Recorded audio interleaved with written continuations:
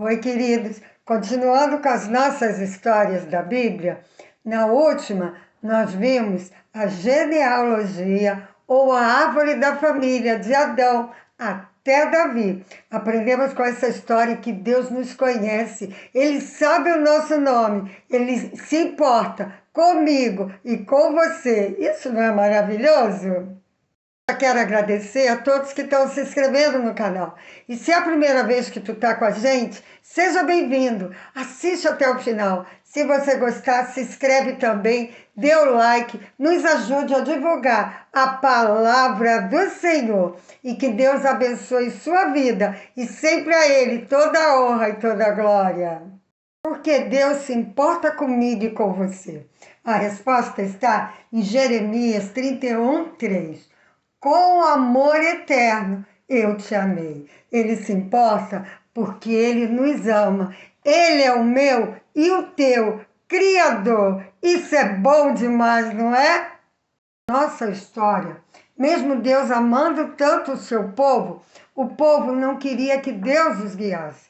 Então, eles pediram um rei para o Senhor. Eles queriam ser como as outras nações que tinham seu rei. Mas Deus era o rei deles e eles não quiseram. Então Deus fez de Saul o primeiro rei de Israel. Só que Saul não foi um bom rei. Ele desprezou os conselhos do Senhor. Ele foi desobediente. Ele pecou contra o Senhor. Eclesiastes 7:20, no Velho Testamento, diz assim: pois não há um só homem justo sobre a terra que só faça o bem e nunca peque. Então a Bíblia, a palavra de Deus diz que todos nós pecamos contra o Senhor. Não só Saul. Eu e você pecamos desde quando Adão e Eva pecou lá no jardim contra o Senhor. Todos nós nascemos com essa vontade de fazer coisas erradas. Porque pecado é tudo aquilo que nós fazemos, que nós entendemos que é errado e a gente continua fazendo. E essas coisas desagradam a Deus. Como mentir, colar na prova, responder para os seus pais, desobedecê-los, mentir também para os seus professores, bater nos amigos, brigar, xingar, assistir coisas, ver que você sabe que não agrada a Deus ali nos YouTube, TikTok, essas coisas que tu sabe que está errado, você entende, sabe que aquilo não é certo, mesmo assim tu continua fazendo. A Bíblia diz que isso se chama pecado. O pecado é um problema que eu e você temos e não podemos resolver. Mas Deus, Ele nos ama tanto que, sabendo disso, Ele fez um plano para resolver o problema do meu e do seu pecado. Ele enviou seu Filho Jesus Cristo ao mundo para morrer numa cruz, derramar o sangue dele precioso por mim e por você. Porque a Bíblia diz, em Hebreus 9:22, diz assim: sem derramamento de sangue não há remissão para os pecados. Remissão é o mesmo que perdão. E 1 João 1:7 diz: o sangue de Jesus, seu Filho, nos purifica de todo pecado. Jesus veio ao mundo com uma missão: morrer numa cruz para resolver o problema do meu e do seu pecado. Mas Jesus, ele foi sepultado, ele não ficou morto. No terceiro dia ele ressuscitou. Se ele tivesse ficado morto, ele não poderia resolver o problema do nosso pecado. Mas porque ele ressuscitou, ele venceu a morte, ele é poderoso para perdoar o meu e o seu pecado. Se você nunca, querido, nunca recebeu Jesus como Salvador, mas você entende que você é pecador, que você faz coisas que desagradam a Deus e você quer que Ele perdoe você, fale com Ele numa oração simples, uma conversa. Diga para Ele que você sabe, tu entende que tu é pecador. Conta para Ele as coisas que você tem feito. Peça para Ele perdoar você. Diga para Ele que você crê que Ele é o Filho perfeito de Deus, que Ele veio ao mundo morrer por você e você crê que Ele está vivo, que Ele ressuscitou e Ele pode te perdoar. Fale com Ele e Ele vai perdoar você. E a Bíblia diz que Ele vem morar dentro de nós, porque Deus, Ele é Jesus, Ele é o Filho, Ele é Deus Pai e Ele também é o Espírito Santo.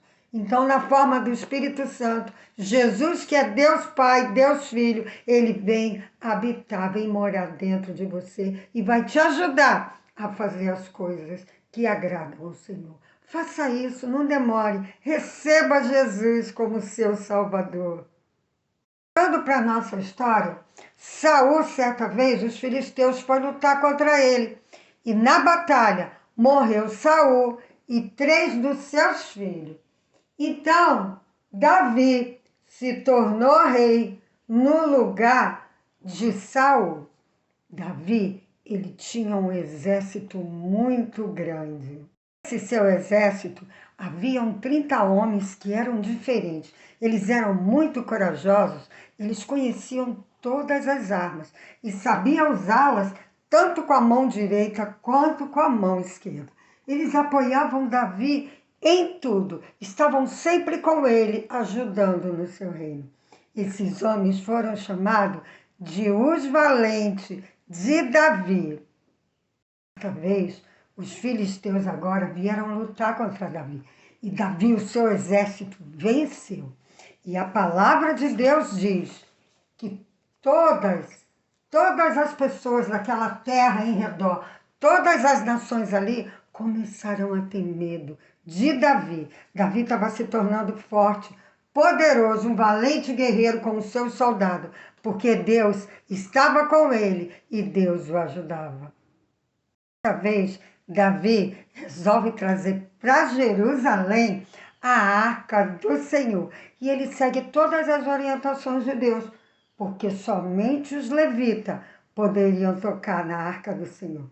E o povo vem alegre cantando, os levitas tocando os instrumentos, todos cantavam, Davi se alegrando, e eles trazem a arca e colocam num lugar, uma tenda especial que Davi havia feito para colocar a arca do Senhor. Davi e o povo estavam muito felizes. Davi abençoou o povo em nome do Senhor, dá para cada um deles pão, carne e passas. Todos se alegram. Também ele organiza os levitas, aqueles que vão tocar os instrumentos, que vão cantar, tudo aquilo que era necessário para fazer o culto para o Senhor. E ele tinha um coração grato, um coração agradecido ao Senhor. Em 1 Crônicas, deixa eu ver aqui, 16:34, são palavras de Davi. Ele faz uma música de gratidão ao Senhor. E eu vou ler só um pedacinho, um versículo só, que diz assim: rendei graças ao Senhor, porque Ele é bom, porque o seu amor dura para sempre. Davi estava dizendo assim: sejam gratos, sejam agradecidos ao Senhor, Ele é bom e o amor dele por nós nunca vai acabar. Seja grato você também ao Senhor. Seja grato por todas as coisas boas que o Senhor tem feito por você. Deus te criou, Ele te formou, Ele te ama. Você é precioso para Ele. Seja grato ao Senhor. Ser grato é dizer obrigado, é ter um coração que sabe agradecer. Ele tinha um desejo dentro do seu coração. Ele queria fazer um templo, uma linda casa para o Senhor. Ele pensava assim: eu tenho um palácio e a arca do meu Deus fica numa tenda. Deus se agradou da ideia de Davi, mas Deus mandou o profeta avisar Davi que ele não iria fazer a casa do Senhor. Quem iria fazer a casa para Deus seria o seu filho, que um dia reinaria no lugar de Davi. Davi não ficou triste nem zangado porque Deus disse não para ele não construir a casa dele. Mas Davi ficou feliz e ele agradeceu a Deus porque um filho dele ainda ia ser rei em Israel. Davi amava o Senhor e ele tinha um coração grato. Seja você também grato ao Senhor. Ele teve muitas vitórias sobre todos aqueles povos que vinham lutar contra ele. E cada vez que ele vencia as batalhas, todo o ouro, toda a prata que ele trazia, ele mandava colocar lá na tenda do Senhor, para que fosse mais tarde construído o templo que ele tanto desejava que o Senhor tivesse.